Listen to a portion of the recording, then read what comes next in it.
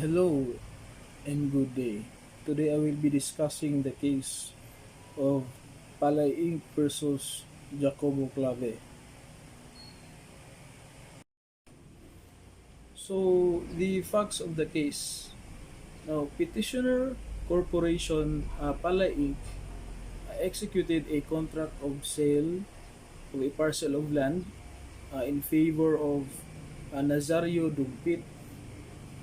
Now, this parcel of land was owned by the corporation. It was in a subdivision. Now, regarding the contract to sell, in its paragraph 6, it provides for an automatic extrajudicial rescission whenever there is a default in any monthly installment. Also, without notice and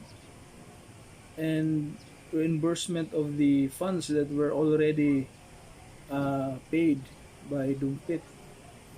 So, Nazario Dumpit, uh, for some months he paid, but then there came a time that he did not anymore pay the installment. Now, 6 years have gone by, and suddenly he gave a notice.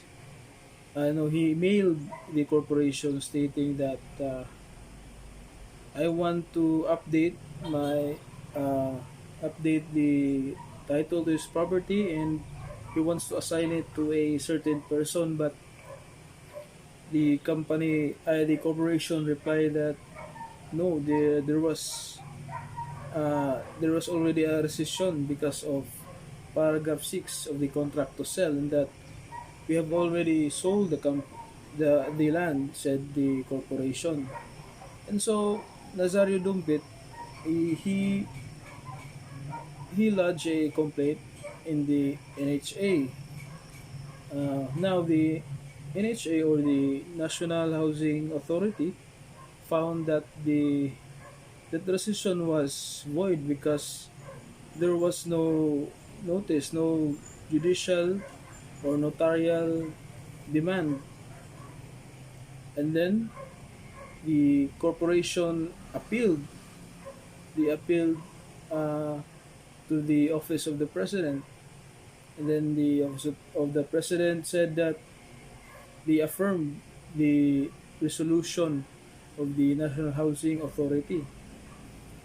And so their motion for reconsideration was also denied, and hence this petition to the Supreme Court. So the issue in this case is regarding the personal liability of the corporation president Albert Onstott, who was made jointly and severally liable for refunding the private respondent Dumpit, and whether or not the doctrine of piercing the veil of corporate fiction applies in this case. So, it was held that the doctrine of piercing the veil of corporate fiction does not apply in this case. The court has reasoned out that uh, although it is a basic rule that a corporation is invested by law with a personality that is distinct and different from those of the persons composing it, and from that of any other legal entity to which it may be related. And also, it is a general rule that a corporation may not be made to answer for the acts or liabilities of its stockholders, or those legal entities to which it may be connected, and vice versa.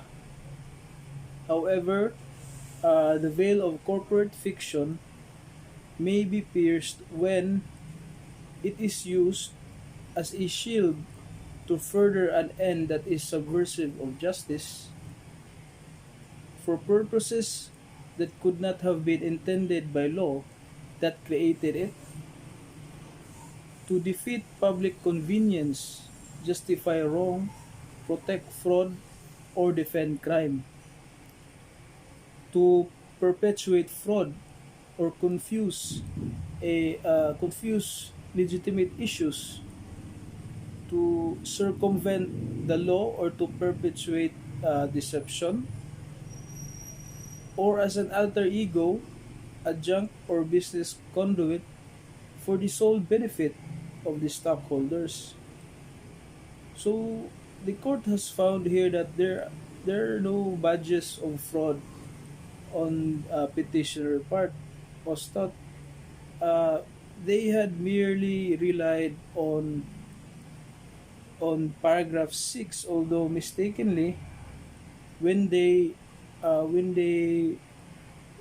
decided to extrajudicially uh, rescission the extrajudicial rescission of the contract and sold it to another person, to a third person.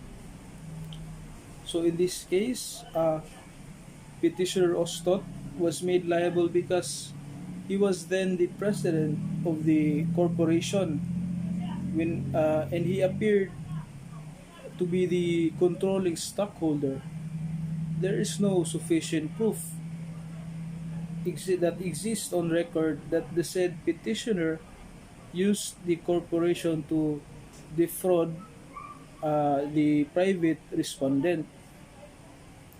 So he cannot therefore be made personally liable just because he appears to be the controlling stockholder, because the court has stated that mere ownership by a single stockholder or by another corporation is not itself sufficient for disregarding the separate corporate personality. So the resolution was therefore modified. It made it is now petitioner Palay Inc.